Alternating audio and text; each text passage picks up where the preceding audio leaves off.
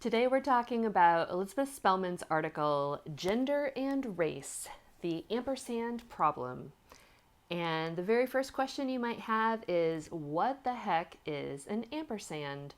And so I'm here to tell you that an ampersand is just the name for that lovely little symbol that is an old textual abbreviation for the Latin word et, and it just stands for and. The reason Spelman calls this gender and race the ampersand problem is to highlight the role of the word and in conversations about intersectionality. When Spelman wrote this piece, people weren't talking yet about the concept of intersectionality. We're going to be talking about this a little bit more next week, in fact. The reason that I think the Spelman piece is useful and interesting is that it presents both a historical picture of where feminists and race scholars have been coming from in the past, and it makes some really important points about what she calls the additive theory of oppression that we still find dominant or undergirding a lot of discussions of race and gender today. With that in mind, let's begin. Spelman begins the piece by talking about the awesome. Spelman begins her piece by talking about the problem posed for people that fall into one or more categories that are seen as oppressed. The example she gives comes from an article that was written about women and blacks in the military. And of course, the problem with making it a disjunction like that is that there's no way to fully capture what it means to be a woman and black in the military. For the purposes of the surveys involved, for the purposes of the report, black women either counted as women or as black. One thing that has happened in the past is that conversations devolve into discussions of whether sexism or racism forms the primary form of oppression. If we could figure out which form of oppression were primary, we could then eliminate that, and by doing so, eliminate all of the other forms of oppression that are seen as rooted in that. The whole reason people argue about whether, say, sexism or racism or ableism is the primary form of oppression is that we have limited resources. Especially politically, there's always this push to find the most important or the most pressing need. And so in the history of both the civil rights and the suffrage movement, there are various points where women were told to hold back because what was really important at this moment was for civil rights to be pushed forward. And the same thing, the suffragettes told African Americans to chill out about trying to get more rights. It's often seen as a kind of competition. And the thought is we need to figure out which one is the bigger problem, because if we can figure this out, then we can take concrete steps to solve it. And by alleviating that problem, we're in turn alleviating all the related problems. The same conversation comes up frequently in discussions that link oppression of animals to oppression of women or oppression of the environment. If you've read environmental feminist pieces, you can find people who are arguing that the oppression of the environment or the oppression or sort of like attitudes toward the environment undergird all of our attitudes toward subjective beings in that environment, so that if we could come up with a healthier or less damaging way of conceiving of the environment and interacting with the environment, we would, by doing so, alleviate the problems that are associated with the oppression of all those other subjective beings. Carol Adams's work in animal activism is probably one of the classic cases here, where she argues that the oppression of women and the oppression of non-human animals is inextricably linked, so that you solve one problem, you solve the other problem. What that means for the purposes of Spelman's article is that when she's talking about the debates between the various theorists that she's quoting about whether sexism or racism is primary, she's not actually trying to take a side in that disagreement.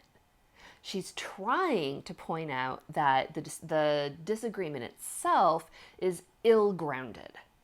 It's a harmful discussion that pits these marginalized peoples or categories against each other, and in so doing distracts from the common purpose of trying to fight against oppression.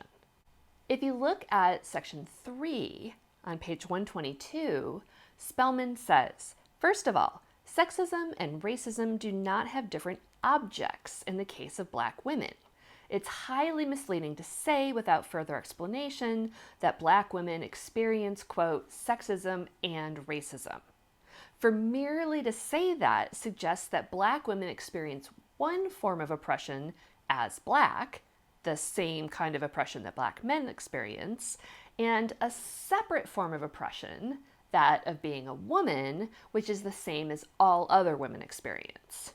One of the things that's happened since Spelman has written this article is that this has gotten pretty widely acknowledged. At the same time, the additive theory of oppression that Spelman talks about is still very much operational in how a lot of people talk about marginalized identities today.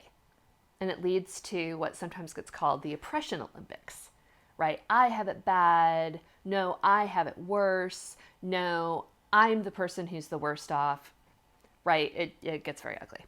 The additive analysis of oppression conceives of each sort of oppression as being a kind of like concrete unit. So you have one unit of oppression that accrues to you as Black. You have another unit of oppression that accrues to you as a woman. You have another unit of oppression that accrues to you as LGBT plus, right? And then at the end of the day, you just look across your people group and see who's got sort of the highest stack of units of oppression. We can look at that and see sort of who is the worst off. Spelman makes several really good points against this kind of theory.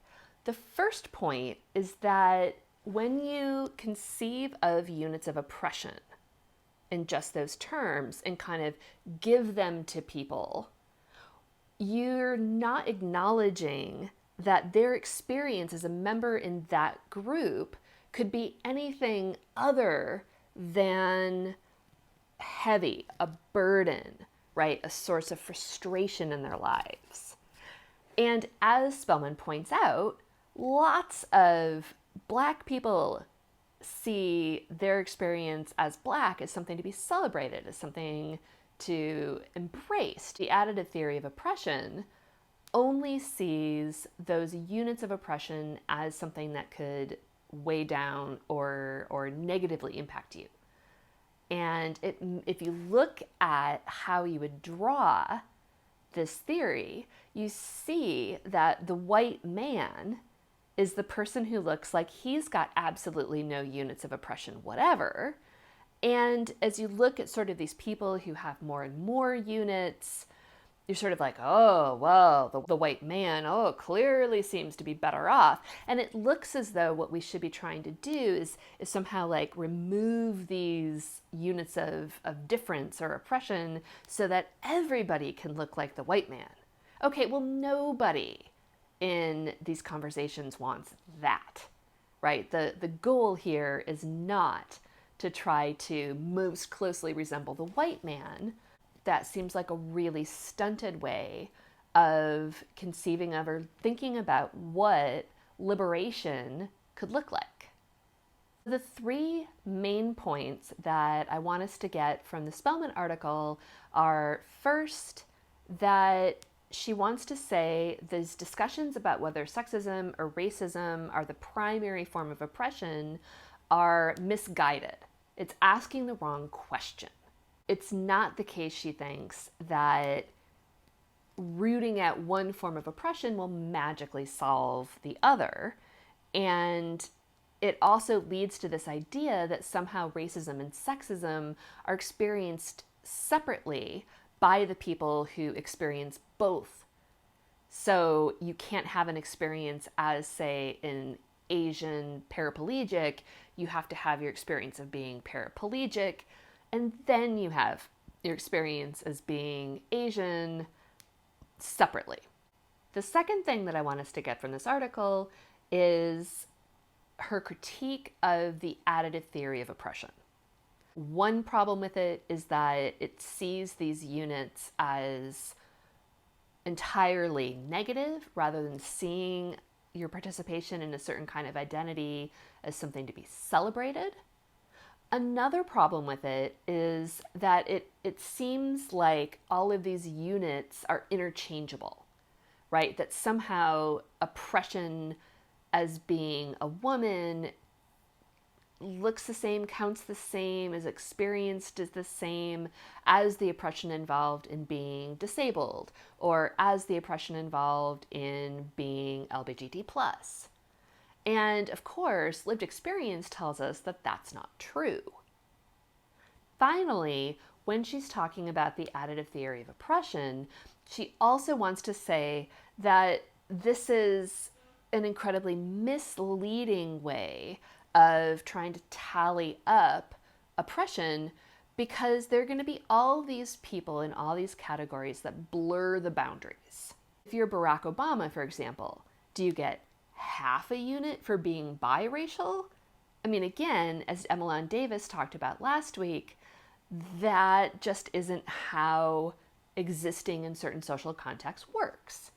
The third and final thing that I wanted us to get out of this article is the term somatophobia and the use that Spelman puts that to. Somatophobia is this tendency for human beings to fear and loathe the body, and to describe overcoming oppression as essentially overcoming physicality. It's mind over matter, it's exerting your willpower. All of these kinds of terms continue to see the body as bad and the mind and rationality as good. And as we've talked about in the last couple weeks of the semester, you can make a neat little list of qualities that are associated with men and qualities that are associated with women. And on the side of men, you'll always find rationality. On the side of women, you'll always find bodies. So if what we're really trying to do is transcend bodies, then it looks like we're trying to transcend being female. And Spelman says any theory or account that requires you to transcend a part of your identity as though that were something to be avoided and shed and loathed is deeply problematic. Over the course of the semester, we've read a lot of things, and the more you read, often the more frustrated and depressed you get, because you start to see these problems and you realize how intractable they are. So in that respect, I really appreciate that the end of Spelman's article asks us to get creative in devising forms of liberation. So as she puts it, why should oppressors settle for uniform kinds of oppression, when to oppress their victims in many different ways, consciously or unconsciously, makes it more likely that the oppressed groups will not perceive it to be in their interest to work together?